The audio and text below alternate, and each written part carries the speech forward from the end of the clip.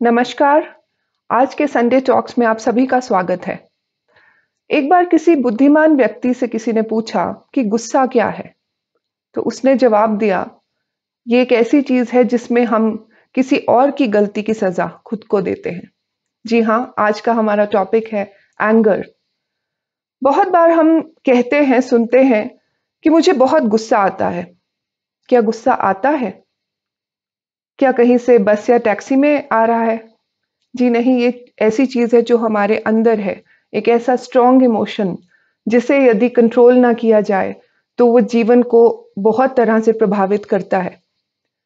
याद करके देखिए कि जब जब आपने कभी किसी पे गुस्सा किया है तो क्या उसका परिणाम अच्छा रहा या बुरा? कहते हैं कि एक माचिस किसी और को जलाने से पहले खुद जलती है। उसी तरह जब भी हम गुस्सा करते हैं तो उसका सबसे ज्यादा नुकसान हम खुद उठाते हैं। दूसरे व्यक्ति का इससे फायदा हो सकता है, आपका सिर्फ नुकसान होगा। ये एक ऐसा इमोशन है जो हमारे अंदर है। तो इसीलिए मैं कह रही थी कि गुस्सा हमें आता नहीं है, हम इसे करते हैं। और एक ये बहुत ही स्ट्रॉन्ग के साथ साथ बहुत चतुर इमोशन है। It's very very clever.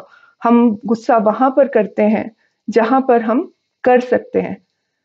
Example देखिए कि कोई बॉस अगर अपने जूनियर पे गुस्सा कर रहा है तो वो जूनियर अपने बॉस के सामने गुस्सा नहीं दिखा सकेगा। वो वहां दिखाएगा जहां पर उसका बस चलेगा, अपने जूनियर पे। और उसका जूनियर जाकर गुस्सा निकालेगा अपने घर में अपने बीवी बच्चों पर। बीवी गुस्सा निकालेगी आगे बच्चों पर, और वो बच्चा जाकर अपना खिलौना तोड़ देगा। और यदि आप वो गुस्सा कहीं भी दिखा रहे हैं तो फिर सोच लीजिए कि आपके रिलेशनशिप्स, आपका करियर भी खराब होता होगा। एक लड़का था, उससे बहुत गुस्सा आता था। तो एक बार उसके फादर उससे कहते हैं कि जितनी बार तुम्हें गुस्सा आए तो घर के पीछे एक लकड़ी की वॉल है, दीवार है, जाकर उसमें कील ठोक दिया करो। तो उस लड़के ने मान लिया और जितनी बार उसे गुस्सा आता था, दिन में 20 बार, 25 बार, तो जाकर वो घर के पीछे उस दीवार में कील लगा देता था। धीरे धीरे उसे रियलाइज होने लगा कि बार बार जाकर कील ठोकने से अच्छा है, ये मेहनत का काम करने से अच्छा है कि मैं अपना गुस्सा कंट्रोल करूं। तो उसने गुस्सा कंट्रोल करना शुरू किया और अपने पिताजी से जाकर कहा कि अब मैं गुस्सा करना कम कर रहा हूं। तो उसके फादर ने कहा कि अब जितनी बार तुम गुस्सा कंट्रोल करो उतनी बार जाकर एक कील निकाल दिया करना। तो अब वो लड़का ये काम करने लग गया, जितनी बार गुस्सा कंट्रोल करता था जाकर एक कील निकाल देता था। एक दिन सभी कील खत्म हो गए। उसने अपने फादर से कहा, देखो पापा, वो वॉल फिर से वैसी ही हो गई। तो उसके फादर ने कहा, नहीं, अभी जाकर देखो, वो जो निशान है वो कभी नहीं जाएंगे। मतलब ये कि जब भी हम अपना आपा खोकर किसी के ऊपर गुस्सा दिखाते हैं तो वो रंजिश हमेशा के लिए रह जाती है। गुस्सा किस तरह के लोग करते हैं ज्यादा? एक तो वो जो कंट्रोल फ्रीक्स होते हैं, जिन्हें लगता है कि हर चीज उनके उनके मुताबिक होनी चाहिए, उनका कंट्रोल रहना चाहिए चीजों पे। जैसे कि यदि आप ट्रैफिक जाम में फंस जाएं तो गुस्सा आना शुरू हो जाता है कि चीजें आपकी तरह से नहीं हो रही, आपको देर लग रही है, लेकिन क्या आप उसका उसका कुछ कर सकते हैं?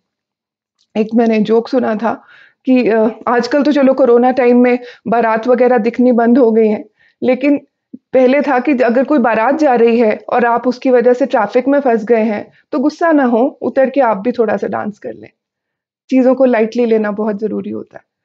दूसरे व्यक्ति उस तरह के होते हैं जो प्लेजर सीकर्स, जिन्हें हर चीज में मजा चाहिए, कि अगर किसी चीज में मजा नहीं आ रहा तो गुस्सा आना शुरू हो गया। फिर होते हैं परफेक्शनिस्ट, कि हर चीज परफेक्ट होनी चाहिए मेरे हिसाब से, अगर ऐसा नहीं है तो फिर मैं इस बात पे मुझे गुस्सा आ जाता है। फिर से यही कहेंगे कि आ जाता है, ये नहीं मानते हम लोग कि हम लोग गुस्सा करते हैं। इसकी वजह से हमेशा नुकसान हुए हैं। आपको एग्जाम्पल दूं अगर स्पोर्ट्स का, आप क्रिकेट देखते होंगे, जब भी कोई बॉलर गुस्से में बॉलिंग करता है तो उसकी गेंद की हमेशा पिटाई हुई है। अगर कोई बैट्समैन गुस्से में शॉट लेता है तो मोस्टली वो बोल्ड या कैच आउट होता है। अगर कोई फील्डर गुस्से में फील्डिंग कर रहा है तो आप कभी नहीं देखेंगे उसे कोई बाउंड्री रोकते हुए या कैच पकड़ते हुए, बिकॉज गुस्से में फोकस हमेशा ब्लर हो जाता है। हमारा गुस्सा हमारी सोचने समझने की शक्ति को अफेक्ट करता है। और सिर्फ सोचने समझने की शक्ति नहीं, साथ साथ हमारे अंदर फिजिकल चेंजेस जो आते हैं, ब्लड प्रेशर बढ़ता है, तो ये एक मेंटल के साथ साथ फिजिकल प्रॉब्लम भी बन जाती है। अगर गुस्से को हम दो तरह में बांटें तो एक होता है एक्सप्लोसिव एंगर, कि हर बात पे भड़क जाना, किसी के साथ झगड़ा कर लेना, जो मुंह में आए बोल देना, अनाप शनाप बोलना। दूसरा होता है इम्प्लोसिव एंगर, कि आप अपना गुस्सा एक्सप्रेस ना करने के बजाय उसे अपने अंदर ही अंदर पाल रहे हैं। ये वही सिचुएशन हुई कि कोई आप जहर पी लें और सोचें कि मरे दूसरा सामने वाला व्यक्ति। गुस्से को पी जाना या पाले रखना भी अपने लिए ही नुकसानदेह है। गुस्से को कंट्रोल कैसे किया जाए फिर? If it's an emotion which can be controlled, how can it be done? अगर ये इमोशन को समझें, जिसके लिए जरूरी है सेल्फ अवेयरनेस। आप कभी अपने आप को ऑब्जर्व करते हो कि जब आपको किसी बात पर आप अपना आपा खोते हैं तो आपका बिहेवियर में क्या चेंजेस आ रहे हैं? कभी खुद को ऑब्जर्व करें। Self awareness is the key. उसके साथ साथ start taking responsibility for your own actions and behaviour. जब तक एक कहावत है कि जब तक मैं चालाक था मैं दुनिया को बदलना चाहता था, आज मैं समझदार हूं तो मैं खुद को बदल रहा हूं। सेल्फ अवेयरनेस जब रहेगी तो हम इस बात को जान पाएंगे कि कौन सी सिचुएशंस में मैं कैसा बिहेव करता हूं या करती हूं। उसके साथ जो एंगर को डायरेक्शन दे पाते हैं लोग, मतलब इसका कि अगर आपका एंगर एक ऐसा स्ट्रॉन्ग इमोशन है तो क्या आप उसको डायरेक्शन दे रहे हैं? डायरेक्शन देने से पहले आपको कुछ चीजों को फॉरगेट और फॉरगिव करना सीखना पड़ेगा। कहते हैं कि आप अपने क्रोध के लिए पनिश नहीं होते, आप अपने क्रोध के द्वारा पनिश होते हैं। अगर आप बातों को या किसी की कही बात को, किसी सिचुएशन को हमेशा के लिए माइंड में रखें तो आप हम अपना फोकस ही खोएंगे। It is said that relationships do not die a natural death. They are killed by uncontrolled anger, fueled by ego. Anger का ईगो से बहुत सीधा सीधा कनेक्शन है और ईगो और सेल्फ रिस्पेक्ट में बहुत अंतर है। कोई कहे कि गुस्से को दिखाना भी बहुत जरूरी होता है जब आप कोई अन्याय होता देखें या किसी को डिसिप्लिन करना हो। बिल्कुल सही बात है, लेकिन गुस्सा दिखाने में और असल में करने में बहुत फर्क है।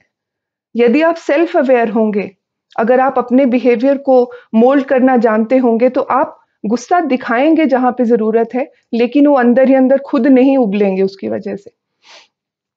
तो जो एंगर को डायरेक्शन देने का जो तरीका है वो बहुत मुश्किल भी नहीं लेकिन बहुत आसान भी नहीं। क्योंकि आप देखिए कि जब पानी जब अपनी डायरेक्शन खोकर गुस्से में होता है तो वो विनाश लाता है, बाढ़ लाता है। लेकिन जब वही पानी एक डायरेक्शन से एक फोकस में उसी गुस्से को फोकस में लेके आता है तो वो एनर्जी क्रिएट करता है, हमारे को रोशनी देता है। तो क्यों नहीं हम अपने एंगर को एक ऐसा इमोशन बनाएं जो हमारे फोकस और कंसंट्रेशन को बढ़ाए। अगर आपको किसी सिचुएशन पे गुस्सा है तो भड़क के या अपने अंदर उसे पाल कर तो वो सिचुएशन सॉल्व नहीं होगी। अगर आप उसके लिए कुछ कंस्ट्रक्टिव और पॉजिटिव करेंगे तो ना केवल वो प्रॉब्लम सॉल्व होगी, साथ ही साथ आप उसकी वजह से अचीव भी करेंगे लाइफ में। अगर हम अपने गुस्से को समझ पाएं और उसे कंट्रोल कर पाएं तो उसे सक्सेस स्टोरी बनने से कोई नहीं रोक सकता। So what's stopping you and me? Why can we not just, mold our energies into something constructive, something positive, and let love and compassion take over? Let there be no anger, just constructive energy and compassion all around. Thank you.